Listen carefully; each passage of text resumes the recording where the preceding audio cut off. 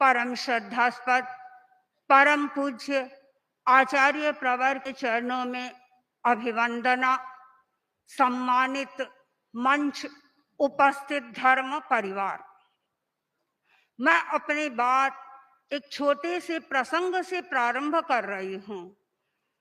3 विद्यार्थी थे, स्टेशन पर उतरे और तीनों ने गन्ने खरीदे। एक ने गन्ना खाया और रोड पर फेंक दिया।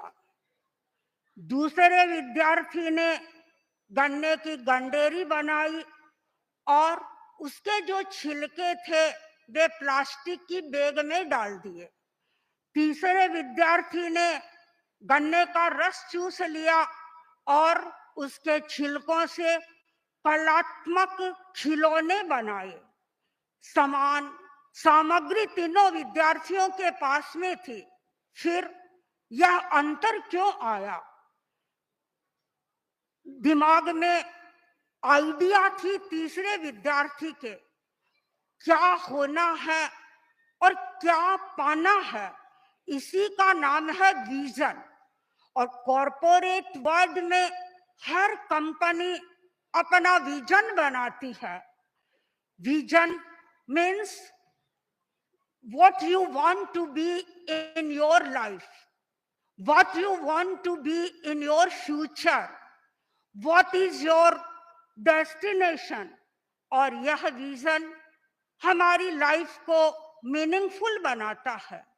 यह विजन हमारी लाइफ को पर्पसफुल बनाता है और ये विजन हमें डायरेक्शन देता है कि किस दिशा में हमें आगे बढ़ना है।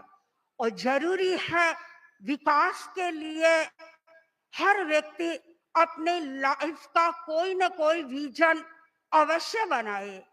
विजन स्पिरिचुअलिटी से जुड़ा हुआ भी हो सकता है, सामाजिक स्तर पर भी हो सकता है, इंडिविजुअल लाइफ से संबंधित भी हो सकता है।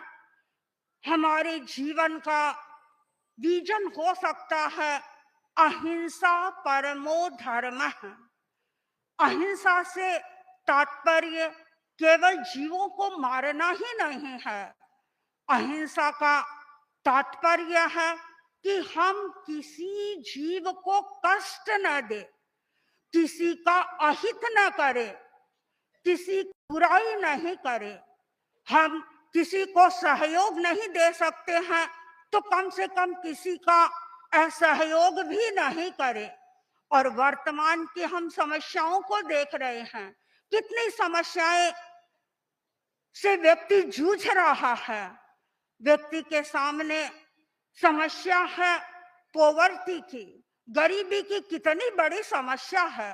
हिंदुस्तान में आज करोड़ों करोड़ों लोग ऐसे हैं जिन्हें खाने के लिए रोटी नहीं मिल रही है, पहनने के लिए कपड़ा नहीं मिल रहा है और रहने के लिए मकान नहीं मिल रहा है। और इसके कारण हिंसा की समस्या भी बढ़ रही है। कितनी घरेलू हिंसाएं हो रही है, कितनी प्रकार की हिंसा से मानव त्रस्त बन रहा है।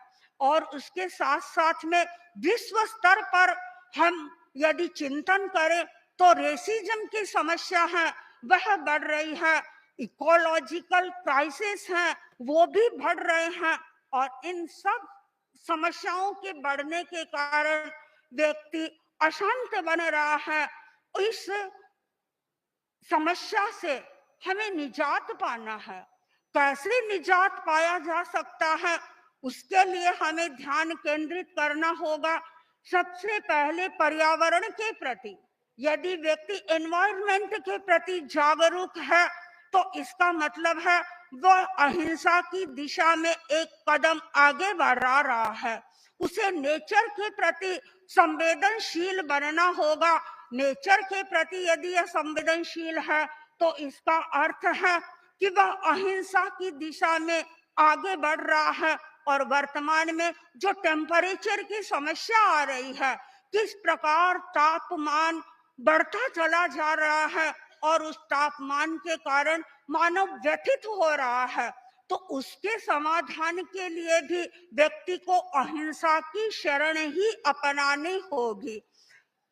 परिवार की समस्याएं बढ़ रही है, समाज में समस्याएं बढ़ रही है, शिक्षा के क्षेत्र में समस्याएं बढ़ रही है, राजनीति के क्षेत्र में समस्याएं बढ़ रही है, और इन समस्याओं से मुक्त होने के लिए आवश्यक है कि व्यक्ति अहिंसा का चिंतन करे।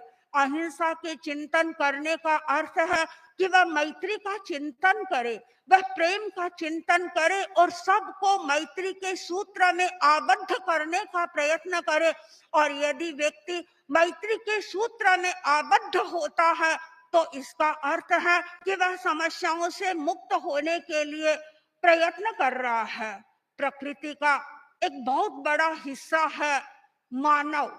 मानव के बारे में बताया जाता है कि man is a part of nature, not the master of nature. यानी वह प्रकृति का एक हिस्सा है, किंतु वह प्रकृति का मालिक नहीं है। यदि एक चेन भी कमजोर होती है, एक व्यक्ति यदि कमजोर होता है, तो इसका अर्थ है कि ये चेन हमारी बढ़ती चली जाएगी। प्रकृति का एक कण यदि कमजोर है तो उसके आधार पर अन्य जो कड़ियां हैं वो सारी कड़ियां कमजोर होती चली जाएगी। हमें इन्हें कमजोर नहीं करना है, हमें अहिंसा तक दृष्टि से चिंतन करना है। परम पूज्य आचार्यवर को मैं देखती हूँ, आचार्यवर के जीवन का विजन बना हुआ है कि मुझे अहिंसात्मक जीवन जीना है, और उस अहिंसात्मक जीवन जीने के लिए ही आचार्यवर पदयात्रा कर रहे हैं। आचार्यवर जन जन में मैत्री के संस्कार जागृत कर रहे हैं। आचार्यवर ने अहिंसा का प्रचार करने के लिए, अहिंसा को फैलाने के लिए अहिंसा यात्रा की, और वह यात्रा विद विजन थी। आचार्यवर का अपना मिशन था। आचार्यवर ने संकल्प किया था कि मुझे इस यात्रा में सद्भावना का प्रचार करना है, नैतिकता का प्रसार करना है, नशा मुक्ति का प्रसार करना है। और आचार्यवर अपने इस विजन में, इस मिशन में सफल रहे हैं। पूरे हिंदुस्तान की पद यात्रा की यदि हम समीक्षा करें तो आचार्यवर ने सद्भावना का कार्य किया है। आचार्यवर ने करोड़ों करोड़ों लोगों को नशा मुक्त किया है और लोगों में नैतिक चेतना का जागरण किया है। और उसके लिए आचार्यवर ने सबसे बड़ा साधन अपनाया अपने प्रवचन का। आचार्यवर छोटे छोटे गांवों में जाते, कस्बों में जाते, शहरों में पधारते, और जहां पधारते वहां आचार्यवर अपना प्रवचन करते और प्रवचन के माध्यम से नैतिकता की चेतना को जागृत करने का प्रयत्न करते। आचार्यवर ने आचार्यवर का यह संकल्प था, वह सफल हुआ। और अब आचार्यवर ने एक नया संकल्प किया है, वह संकल्प है अनुव्रत यात्रा का। आचार्यवर अनुव्रत, इस वर्ष की यात्रा को अनुव्रत यात्रा का नाम दिया है। अनुव्रत में छोटे छोटे संकल्प हैं, लेकिन वे छोटे संकल्प यदि व्यक्ति अपनाता है तो वह एक अच्छा इंसान बन जाता है।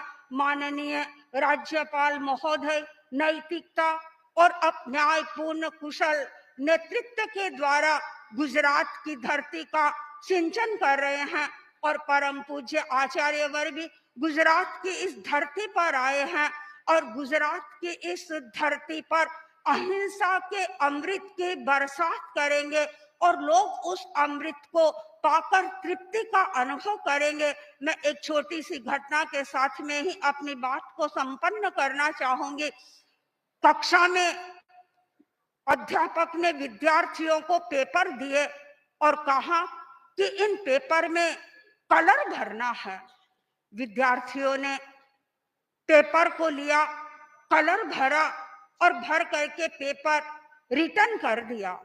अध्यापक ने चित्रों को देखा, एक चित्र तो सुंदर लग रहा था और अन्य चित्र सुंदर दिखाई नहीं दे रहे थे। विद्यार्थियों को अपने पास में बुलाया और पूछा कि क्या कारण है, ये चित्र तो बहुत सुंदर दिखाई दे रहा है और दूसरा जो चित्र है वह सुंदर नहीं लग रहा है। एक विद्यार्थी खड़ा हुआ और उसने कहा, सर, यह जो चित्र सुंदर दिखाई दे रहा है, इसमें रंग भरे हुए हैं और रंग के साथ साथ में जो इसकी आउटलाइन है, वो आउटलाइन भी कलरफुल है, इसलिए यह चित्र सुंदर लग रहा है। और दूसरा जो चित्र बना हुआ है उसमें आउटलाइन नहीं की गई है और आउटलाइन न करने के कारण यह चित्र है वह सुंदर दिखाई नहीं दे रहा है। जीवन में हमें भी विजन की एक आउटलाइन बनानी होगी।